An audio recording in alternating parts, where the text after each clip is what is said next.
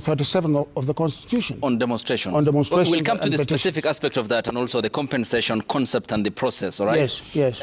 But also as an intellectual who has written extensively about democracies and how they ought to function, is it not preposterous that demonstrators are charged with terrorism law? That's an injustice, is it? Especially to young Kenyans who even can't afford the bond to be out of jails. I mean, as I said, I think the state is grappling with how do you deal with particular acts that go beyond simply picketing, demonstrating, and assembling.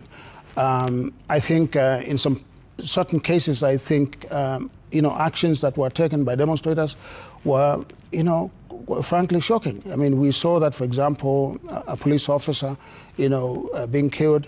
We saw law enforcement infrastructure being razed to the ground.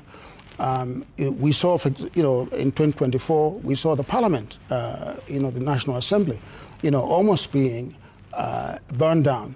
So these are serious, serious offenses. And so I think our legal system ought to look at that and decide what kind of offenses, fit those kinds of, what kinds of crimes, fit those offenses. Yeah. So let's come to the constitution of the panel that you chair. Yes. And of course, there is a court matter following a petition that was found. But ideally, first, have you appealed against the ruling by the High Court? We are now discussing our response, and it will be evident in the next day or so. Yeah. I don't want to cross the bridge before reaching it, but what happens if the court finds that the constitution of the panel that you chair is unconstitutional, null and void? Well, luckily our judicial